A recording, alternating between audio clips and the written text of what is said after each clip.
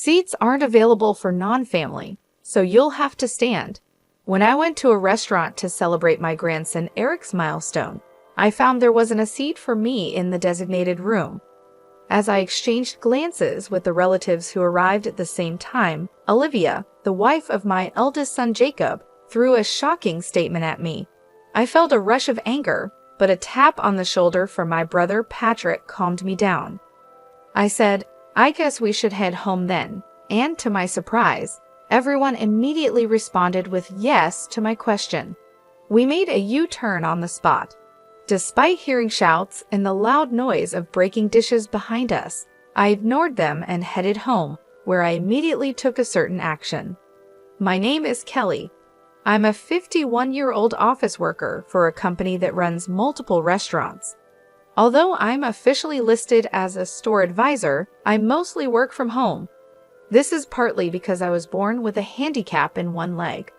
I don't use a wheelchair, but I can't walk without a cane, making me hesitant to go to crowded downtown areas or use public transportation.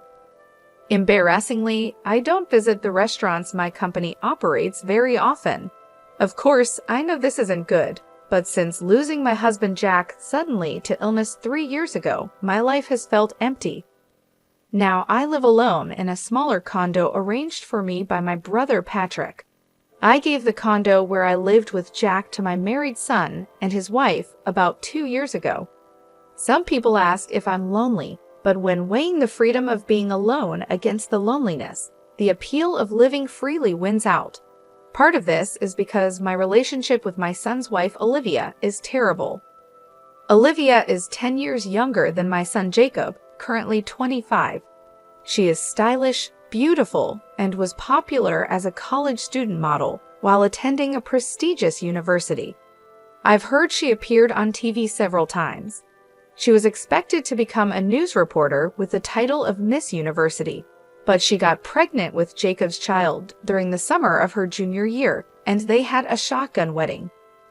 At first, she took a leave of absence from college with plans to return after giving birth, but she suffered from severe morning sickness and her health got worse. Olivia worried that her beauty would be ruined and threw a tantrum, saying, "I don't want to be seen in public looking like this," and dropped out of college. At the same time, she became irritable over her uncontrollable physical condition and started behaving hysterically towards my son Jacob. "Mom, please, no matter what I do, thinking it's for the best," Olivia just screams and rejects everything. "The house is a mess, and it's bad for the baby's prenatal environment. I need your help," begged Jacob. So my husband and I decided to live with our son and his wife in the large condominium we had bought, intending to live there until we died. However, living together turned out to be challenging as Olivia treated me like a servant with her haughty attitude. "Don't dawdle, bring me my smoothie and crackers to bed quickly. Haven't I told you numerous times how sick I feel if I wake up with an empty stomach because of my morning sickness?" she would yell. And when she wasn't yelling about that, she'd scream, "Why are you washing my clothes with your old hag's clothes? No matter how expensive the fabric softener is, it won't keep the old hag smell from transferring to my clothes." Seeing enough, Jack would scold her firmly. Is it's common sense in this house to harass a pregnant woman? But she would just snap back. Even when Jack suggested that Jacob talk to her, Jacob would say, "It's impossible." Nothing makes sense to Olivia right now. "I wish you could just deal with it, Mom," laughing it off. As infuriating as it was, the fact that Olivia was pregnant made it so we had no choice but to endure her behavior. Had Jack been his usual self, perhaps he could have taken a firmer stand against Olivia and Jacob. But looking back, Jack's body was probably already being slowly ravaged by disease at that time. Olivia had cluttered Jack's study and living room, which should have been his places of relaxation after hard work, with her beauty devices, leaving no space to rest. Even trying to soak in the large bathtub we had ordered to relieve his fatigue was impossible. "Taking a bath with that old bugger gives me the chills. Just use the shower stall instead," she would say. I faced such verbal abuse, Yet Jack would say, arguing with those two just tires me out more, deciding it was best to endure it himself. Seeing Jack's attitude, Olivia and Jacob, instead of reflecting, escalated their tyrannical behavior even further. As I busily managed the household chores, dragging my ailing leg around, they paid no mind. "I never want to end up like that disgraceful old hag, no matter how old I get," she said, insulting me to the visiting beautician while pointing at me. The beautician was at a loss for words at the sheer nastiness of their comments, but Olivia didn't care. "We really wanted to hire a younger servant, but you know how hard it is to find someone reliable these days, right? So we settled," she declared. Even as these words were spoken, I continued my chores in silence, my leg aching and my heart full of anger towards Olivia and Jacob. As these days went on, Olivia's due date arrived, and she gave birth to a healthy baby boy. Holding his first grandson, named Eric, Jack teared up a bit when the tiny hand tightly grasped his finger. Seeing this, I nearly cried myself. The innocent smile of the baby made me want to wash away all resentments and negative feelings. But that thought was short-lived when suddenly I received news that Jack had collapsed at work. Panicked, I rushed to the hospital while trying to contact Jacob on his mobile phone, but it remained unread with no return call. Reluctantly, I asked the company to contact him on his work-issued mobile phone, but that too was in vain with no response. Hoping at least to let Jack see his grandson Eric, I contacted Olivia's mobile phone. I asked her to bring Eric to the hospital. "I'm in the middle of a hair treatment at the salon, so it's impossible," she laughed and refused. "Then I'll come to the salon to pick up Eric myself." Do you really think I didn't trust a baby to an old hag who can barely walk with a cane? With that, she hung up the phone. Still, I didn't give up and kept calling Olivia and Jacob's mobile phones. But in the midst of this, the operating room light went off. Then the doctor came out and informed me that Jack had just passed away. My memories of the time that followed are a complete blank. All I can recall is a hazy scene, as if viewed through frosted glass. After the funeral, which took place amid this haze, I came down with the flu. "Olivia, the baby might catch it, which would be terrible," she exclaimed dramatically and told me to leave the house immediately. Already emotionally damaged by Jack's sudden death and physically weakened by fever and cough, I had no energy left to argue with hysterical Olivia. Barely managing to get dressed, I left the room but collapsed in the elevator hall entrance. Thankfully, the concierge called an ambulance, and I was rushed to the hospital. According to the doctors, I was on the verge of pneumonia. Later, my brother, his wife, and my nephew heard about my condition and took care of everything. "There's no need to visit the hospital. She's been admitted, she's safe, and it would be terrible if the baby caught something," Jacob and Olivia said, not even bothering to visit. Outraged by their attitude, my nephew and his wife suggested I stay with them for a while instead of returning to the condo, where I'd just be exploited by Olivia again. Returning to the condo would mean resuming a servant-like existence before even regaining my strength. However, staying at my brother Patrick's house, where my sister-in-law's parents lived, was not an option due to infection prevention concerns. My nephew's offer was a welcome one. Deciding to accept their kind offer, I planned to first return to the condo to retrieve Jack's photos and personal items left behind. My nephew's wife, Helen, who was worried about the situation, decided to come with me. When we visited the condominium for the first time in about a month, we found it in a terrible state. What is this mess? Dirty glasses and dishes were piled up, and the garbage disposal was clogged. The living room was no different, with delivery food containers scattered everywhere. The bathrooms and bath were in a dire state as well. I wondered how they could raise a baby in such filth. As Helen and I stood there in disbelief, Olivia, apparently already drunk though it was just past 3:00 p.m., returned with a couple of friends. Noticing us standing in the living room turned into a garbage house, Olivia looked surprised for a moment, but then quickly put on her usual smirking face and said, "So you're finally back. Then get to cleaning this room right away." It got all messy because the old hag slacked off. Helen was furious at this brazen attitude. She quickly approached Olivia and said, "How dare you speak to Jacob's mom like that after all she has done for you? And you just kicked her out the moment she got the flu." But Olivia and her friends just laughed it off. Birds of a feather flock together. Friends of unreasonable people are unsurprisingly unreasonable themselves, they said. Then, as if they had a great idea, they added, "Why don't you just leave for good? This place is going to be Jacob's through inheritance anyway. The old hag can just go back to her parents' house." As Helen grew even angrier, I somehow remained calm. Considering their outrageous behavior so far, it was only a matter of time before Olivia and the others would try to drive me out. There was no reason for me to stay any longer with such unpleasant people, so I called Noah to ask for help, and we managed to move out all my personal belongings that had sentimental value that day. Still, when I looked back at the condominium for the last time, the memory of deciding this house would be where I'd die and Jack's smiling face when we made that decision brushed my heart. I'm sure Jack would understand this decision. I felt certain.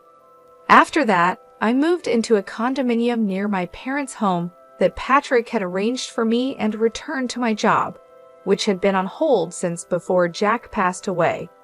I also adopted a rescue cat, which I couldn't have before due to Jack's allergy, and started living with it.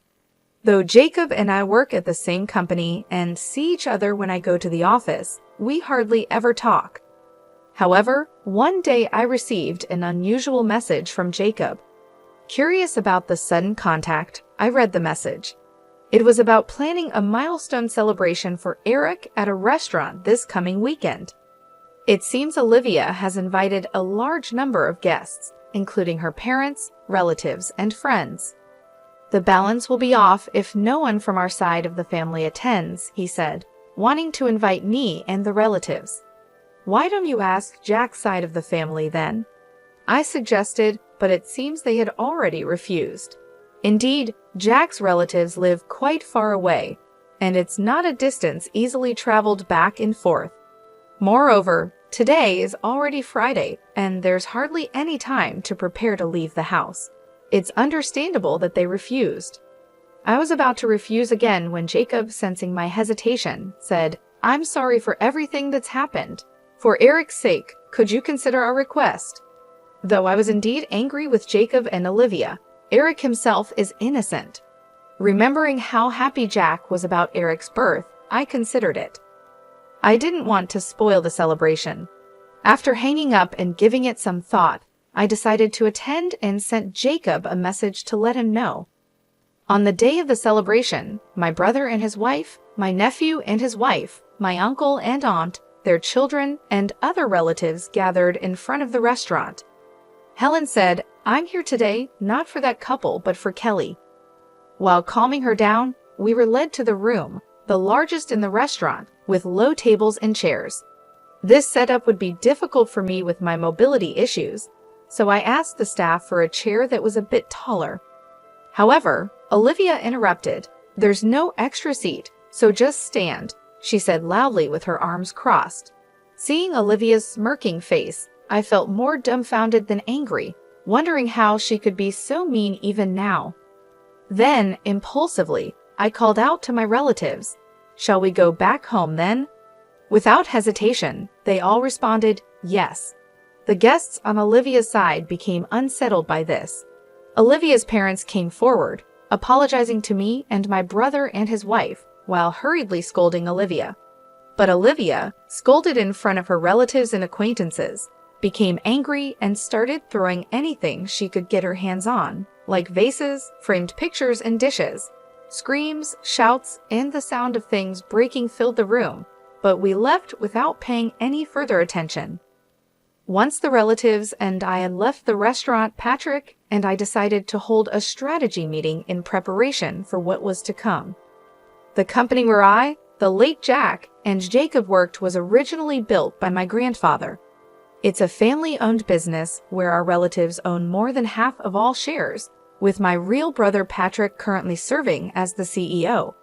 Jack was Patrick's close friend since college and joined the company at Patrick's request after graduating. He married a woman who was a clerk there and had a son, Jacob. But after a long illness, his wife passed away when Jacob was in the 8th grade. Patrick, seeing Jack juggling work and home life alone, suggested I marry him, probably concerned about my future due to my disability and lack of social connections. Initially hesitant, I was swayed by Jack's words. "I'm a single father with a child, but I intend to take good care of you. Would you become part of our family?" Jacob, who became my stepson, neither showed hostility nor warmth towards me, his new stepmother. Believing it was unreasonable to expect more from Jacob so soon after losing his mom, I resolved to do my best as a stepmother when Jacob was about to graduate from college. "I want to work at the same company as Dad and Mom," Jacob said, which moved me to tears. However, this peaceful period ended when Jacob had a shotgun wedding with Olivia. After living with Olivia for a while, I couldn't ignore her domineering behavior and decided to have Jacob firmly speak to his wife. I waited for Jacob in the company's underground parking lot, but instead of seeing him alone, I saw Jacob with his arm around a married colleague. Unaware I was standing just a pillar away, they were getting intimately close. The shock was enough, but then Jacob told the woman, "What if someone sees us here? We'd both get fired." She confidently replied, "I won't make such a mistake, and even if my affair gets exposed, the company can't fire me. After all, I'm the president's step-nephew." Unaware of my shocked state, Jacob continued, "My real mom was just a country girl, but my stepmother, even if just in name, is the company's executive vice president and the granddaughter of the founder. So she owns a significant share of the stocks and assets. When she passes, all of that will be mine." Then he drove off with the woman. Overwhelmed by what I had just heard, I returned home, unable to tell Jack. Replaying Jacob's words in my head, I gradually understood why Olivia always spoke so disdainfully of me, and why Jacob never reprimanded her. It was as if peeling back layers to reveal the truth. Olivia likely received a similar explanation from the beginning of their marriage. "I'm just a stepmother after all, and they believe I'm merely a tool they can treat however they please until they inherit the estate." Both Jacob and the grandchild yet to be born feel they are entitled to everything. But there's a truth neither Olivia nor Jacob understands. In reality, Jacob and I haven't gone through an adoption process. Legally, Jacob is nothing more than Jack's stepchild with no right to inherit my estate. Needless to say, for Patrick, being the CEO, Jacob is nothing more than a step-nephew, if even that. Recovering from the shock, I immediately consulted with Patrick, Noah, and Helen. Following their advice, I took steps at the City Hall to ensure no unauthorized adoption could take place. Additionally, in case of any eventuality, I arranged to entrust the management of my personal assets to a lawyer, a process that was nearly completed when Jack passed away. Jack's own estate, having been mostly spent on his first wife's illness, consisted of little more than savings and life insurance. I quickly renounced my inheritance. The reason the condominium wasn't discussed during the inheritance talks is because it was never part of the estate to begin with. It's frightening how greed can blind people. Jacob and Olivia, thinking the condominium was Jack's, probably rushed to kick me out after I renounced the inheritance. I backed down quietly, not just because I wasn't in the best of health, but also because I pitied young Eric and didn't want to disrupt his living situation drastically. But this time, I've reached my limit.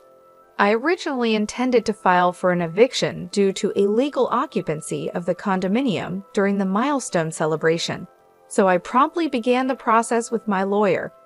Olivia's parents dragged her to the company to apologize. We were told by Olivia that we shouldn't visit because she needed to get along with the family of the person she married. That the birth and everything would be managed by Jacob's family, since an heir is being born, and we took her word for it. We had no idea things had come to this. We're truly sorry."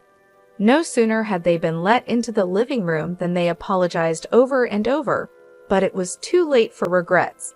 Hearing the commotion, Jacob also came running. "I had no idea my wife could be this unreasonable. I truly am sorry for what I've done to Mom," he said. But when Olivia started crying, he said to her, "We're getting a divorce. Take the kid and get out of that condominium." The look he gave me, almost growling, truly sent shivers down my spine. Seeing my reaction, Patrick looked at Jacob with a cold gaze and said, "You know that store is part of our company's chain, right? Considering the fuss you've made, you'll both be paying for the damages. As for you, stay home until you receive an official summons from the company." He then firmly kicked everyone out of the reception room. Afterward, Patrick began preparations to fire Jacob, consulting the company's legal advisor right after the milestone celebration incident. He was furious, saying, "Not only is Olivia's disgraceful behavior appalling, but Jacob's negligence in letting her run wild is just as bad. They even destroyed store fixtures and decor. Firing him is only natural, right?" Though he was initially adamant about firing him immediately, the other executives calmed him down, explaining that a disciplinary dismissal made in anger could disadvantage us in a lawsuit. So we turned to a law firm known for its capable lawyers. True to their reputation, they did an excellent job providing indisputable evidence that was more than sufficient to fire Jacob. 2 weeks later, Jacob, temporarily relieved from house arrest, was summoned to the head office meeting room, seemingly prepared for his dismissal. Perhaps he had gathered some inside information. Despite arriving with a lawyer, the sheer number of attendees overwhelmed him. As Patrick, sitting at the center of the board, began, "It goes without saying why we've called you here today. Your dismissal has been decided." Jacob braced himself, clenching his fists. "Mr. Jacob Miller, you are hereby dismissed." Patrick, acting as president, began reading the notice of dismissal to Jacob. His lawyer immediately objected. "My client admits to the troubles with his stepmother Kelly, but insists that connecting this to his dismissal is wrongful termination." A voice rose. Glancing at Jacob beside him, he seemed quite pleased, nodding in agreement. "There's no excuse for my ex-wife's rudeness at the recent milestone celebration, but that was a private matter. Isn't it wrong to fire me over it?" he argued. Then, conspicuously placing a voice recorder on the desk, he said, "I'm also prepared to report this as harassment to the media, if necessary," with a smug face. Hearing this, Patrick and the other executives remained silent. Jacob mistook their silence for victory. "You're aware of the public backlash against companies that violate compliance, right? Are you sure you want to fire me knowing what will happen?" he provoked further. At this point, Jacob's lawyer, not showing the expected signs of disturbance, but rather a hint of a smirk, seemed puzzled. Yet Jacob, ever so confident, failed to notice. Patrick then asked in a deeper voice than usual, "Oh, so you wish to continue working with us? That's a hard pass. However, if you wish for me to leave the company amicably, a certain amount of money as a settlement would be necessary," Jacob said, leaning forward on the desk with a smirk as if to challenge the surrounding executives. But in the next moment, laughter erupted spontaneously from everyone present. Some were even laughing so hard that tears formed at the corners of their eyes. Taken aback by their reaction, Jacob quickly turned red and began cursing foully. His lawyer frantically tried to calm him down. The dismissal notice naturally includes the reasons for dismissal. I'll explain them now, and if you have any objections, we can discuss them afterward, Patrick declared, his presence overpowering Jacob and his lawyer into silence. Both sat down. Then a group in dark suits stepped forward, bowed slightly, and turned on the electronic blackboard in the center of the meeting room. Immediately, the screen displayed screenshots of pages where wine exclusively imported for group participating restaurants was being sold on an online marketplace. Next, the screen showed an enlarged photo of the wine seller's icon. The moment it was displayed, Jacob stood up quickly. "This isn't me," he exclaimed in desperation, turning pale, and for good reason. The photo used for the icon was a cropped selfie of Jacob.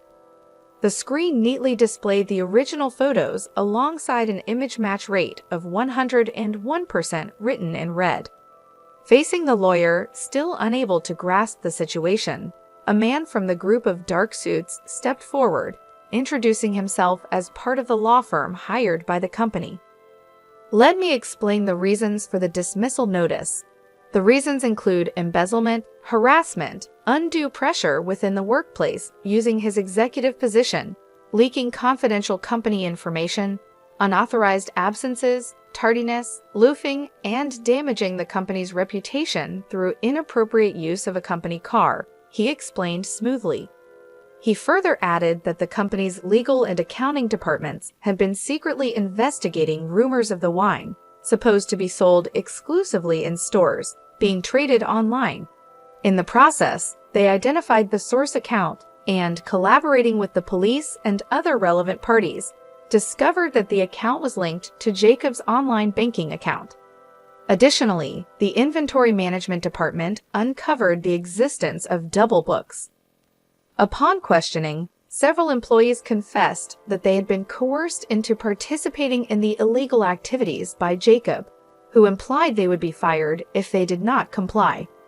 As this explanation unfolded, Jacob was sweating profusely, but his complexion turned even paler at the next images displayed.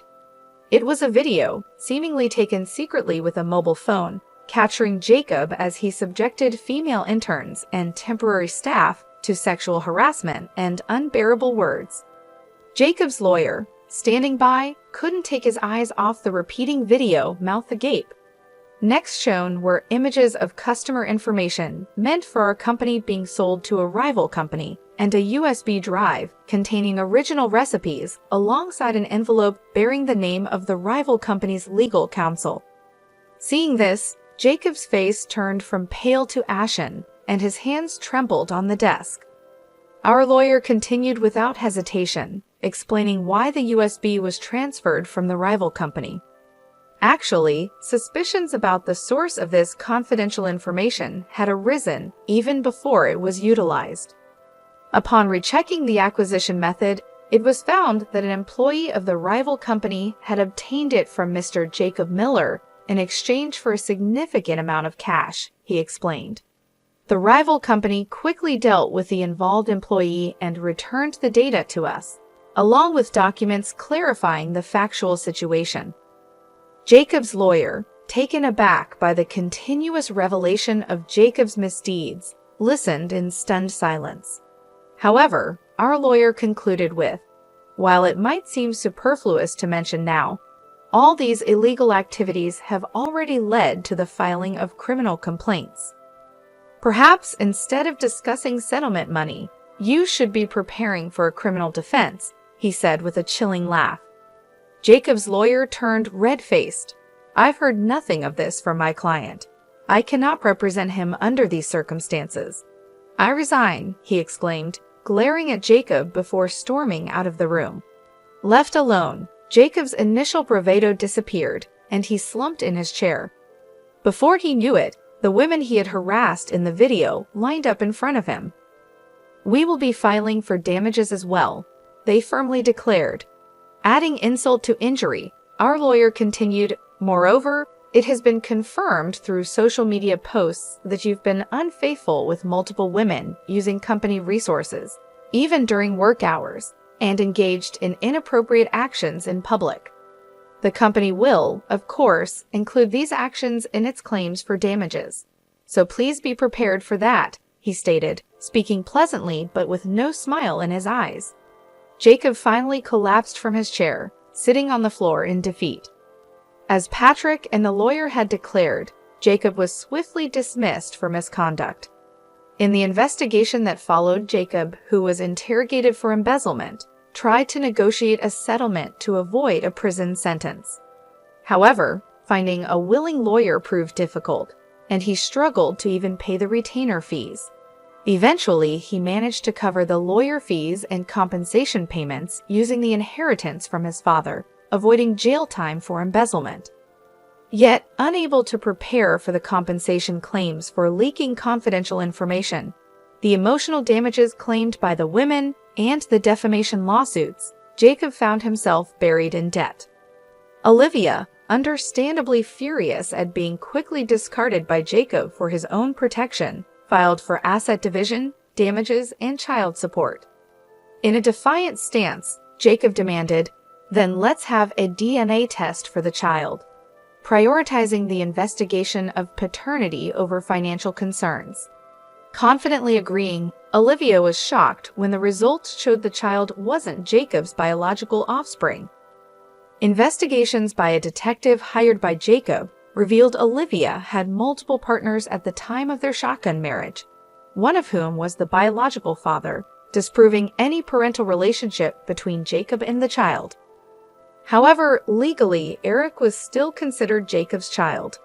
Knowing he couldn't escape from the obligation of child support, Jacob initiated mediation to confirm the absence of a parental relationship. While a lengthy resolution was expected, the public exposure of Olivia's turbulent private life in court was something her parents wanted to avoid at all costs, leading to an explosive reaction. "Stop bringing shame upon us. Enough with your antics," they demanded, forcing Olivia to withdraw all claims for asset division, damages, and child support. Then Olivia, for reasons known only to her, demanded of Zachary, "You're the father of this child, so you should acknowledge paternity and pay child support." The biological father of her child, Zachary, who was married, refused to acknowledge his responsibility. Zachary was afraid his wife would find out, so he offered to pay some child support. But Olivia was not satisfied. She took the child and confronted Zachary at his home while he was away. "Don't you think it's terrible that your child and mine, sharing the same father, aren't acknowledged and don't receive proper child support?" she boldly stated. Zachary's wife, caught off guard by this revelation and already dissatisfied with her husband, promptly divorced him. She transferred all desirable assets, including a new house, savings, and stocks, into her name before kicking Zachary out with nothing. Initially, Olivia smirked at Zachary's divorce, thinking she could be the next wife. But upon learning he had lost all his assets and was ousted from his father-in-law's company, becoming unemployed, she quickly withdrew. Despite the cause being his own infidelity, Zachary felt his happiness had been destroyed and blamed Olivia. "All of this is her fault," he said. Ever since then, he has been relentlessly pursuing Olivia wherever she hides. Terrified by his obsession, Olivia's parents, to avoid collateral damage, took in only their grandson Eric and disowned Olivia, kicking her out of their home. Left with nowhere to go and no one to turn to, Olivia resorted to night work to support Zachary, now a drunk and unemployed, as I was informed by a detective I had hired for a follow-up investigation. Meanwhile, Jacob, after all the trials had concluded, was left with a mountain of debt and alimony payments. A claim for me for the restoration costs of the condominium seemed to be the final blow. Trying to make a comeback proved futile as he couldn't find stable employment and resorted to juggling short-term jobs, inevitably falling behind on repayments. There was a time when he possibly couldn't afford a mobile phone and called from a public phone, pleading, "Please, I need help," but the call ended in silence after I remained quiet. Rumors suggest he was last seen being taken to a work site by barely legal debt collectors, but his whereabouts since then remain unknown. As for myself, taking this experience into account, I've become more actively involved in work. I used to think of myself as a decorative executive, a burden to my family, contributing nothing. However, during this ordeal, the company's female employees encouraged me. Even with accessible stores, its true usability can't be known without directly asking the users. "Kelly, you could surely bridge that gap. Have more confidence in yourself." Getting more involved in on-site work made me realize I had become a pro at finding reasons for why I can't do this or that's impossible. Regretting not realizing this sooner, I'm now 51 with 9 years left until retirement. Rather than mourning the irretrievable past, I'm determined to make the most of these next 9 years. My current goal is to earn an extension of my retirement from Patrick and our relatives, and to report this achievement to Jack, who has passed away.